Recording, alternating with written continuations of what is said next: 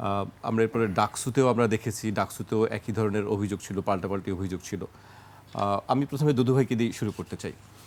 দুদু ভাই, এই জাকসুর যে আমরা অবস্থা দেখলাম যে একে অপরের বিরুদ্ধে পাল্টাপাল্টি অভিযোগ, এই বিষয়গুলোকে আপনি কিভাবে দেখছেন আসলে? জি, আপনাকে ধন্যবাদ, তাকে শুভেচ্ছা, এবং যারা দেখছেন তাদেরকে শুভেচ্ছা অভিনন্দন। প্রথম কথা বলি যে অনেকদিন পর ডাকসু নির্বাচন হচ্ছে, এমনকি চাকসু ৩৩ বছর পরে। ৩৩ বছর পরে। তো এখানে নানামুখী পোলারাইজেশন আছে, নানা ধরনের ঘটনাবলী আছে। আমার কাছে আমরাও একসময় ইউনিভার্সিটি ক্যাম্পাসে ছিলাম, এইটি আমি ডাকসুর ভিপি প্রার্থী হয়েছি, যেটা খুব সাড়া জাগানো দুদু রিপন, তারপরে আমান খোকন, তারা জয়লাভ করছিল। তার আগে 17 সংগঠনের আমার সময় ছাত্র সংগ্রাম পরিষদের বিরুদ্ধে আমি একক প্রার্থী হিসাবে বা একক দল হিসাবে আমরা ইলেকশন করেছি। সেই সময়ের হোসেন মোহাম্মদ এরশাদের সামরিক স্বৈরতন্ত্রের বিরুদ্ধে দেশে আন্দোলন চলছিল, এবং সেই আন্দোলনের প্রেক্ষাপটে এই নির্বাচনটা সংগঠিত। তাও পিছনে একটা বড় সময় গ্যাপ ছিল তার আগে। তো এই নির্বাচন সেই সময় সারা বাংলাদেশের আন্দোলনরত শক্তিকে একটা ঝাঁকি দিয়েছিল। উত্তাল সময় ছিল তখন, বেশ উত্তেজনা, উদ্দীপনা, মানে ক্যাম্পাস ভিত্তিক যারা ওই সময় যারা ছিল তারা সেই সময়ের কথাটা ভুলতে পারবে বলে আমার কাছে মনে হয়, যেন আমরা ভুলতে পারি না। সব নির্বাচনে যার যার সময়টা তার মনে থাকবে।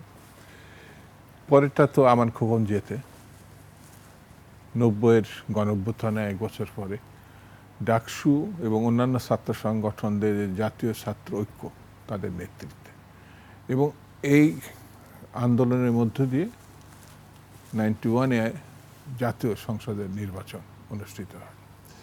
তা আমি কেন এই কথাটা তুললাম, ডাকসু যখন যেগুলো হয়, তার পূর্বতন যারা নেতৃবৃন্দ থাকে, ডাকসু এবং ছাত্র সংগঠনের সাবেক নেতারা থাকেন, তারা কিন্তু ক্যাম্পাসে আসেন মানে ওই সময়টাকে উপভোগ্য সময় হিসাবে, এক ধরনের উৎসাহ, উদ্দীপনা, উৎসব এগুলো হয়।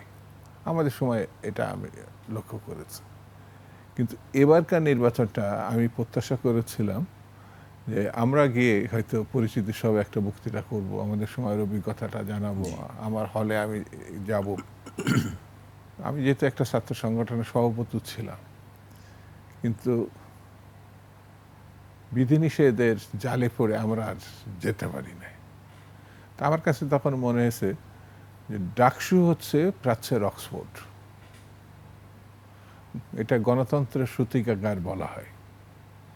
আর গণতন্ত্র হচ্ছে একটা উন্মুক্ত পৃথিবীকে সামনে নিয়ে আসে, যেখানে বিতর্কের অবকাশ থাকে, পারস্পরিক চিন্তা ভিন্নতা থাকার প্রতি শ্রদ্ধা থাকে, ভালোবাসা থাকে।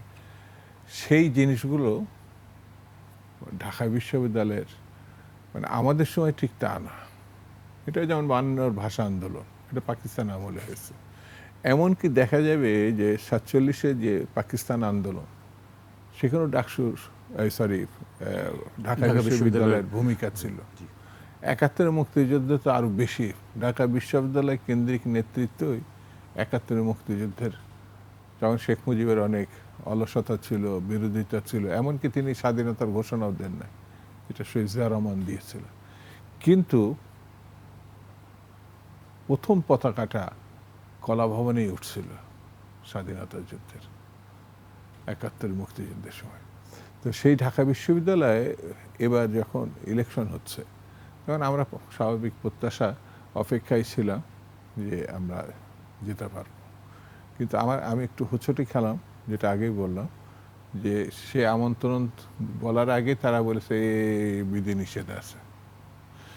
কোথায় যেন একটা সীমাবদ্ধ নিয়ন্ত্রণ, মানে চোখের আড়াল করা, এই প্রবণতাটা আমার কাছে মানে ভালো লাগেনি। নির্বাচন হবে, জয় বিজয়, মানে জয় পরাজয় এগুলো থাকবে, যে কোনো নির্বাচনে থাকবে, সেটি যদি ভালো নির্বাচন হয় তাও থাকবে, খারাপ নির্বাচনে থাকবে।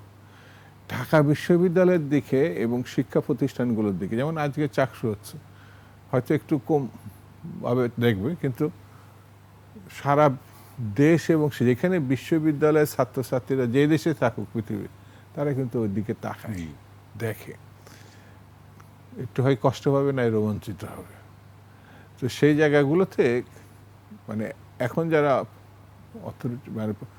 অথরিটি হিসেবে আছেন, ভিসি বা হলগুলোতে, বা যারা নির্বাচনের সঙ্গে সম্পৃক্ত হয়েছে, এগুলো নিয়ন্ত্রিত না করলেও পারতেন।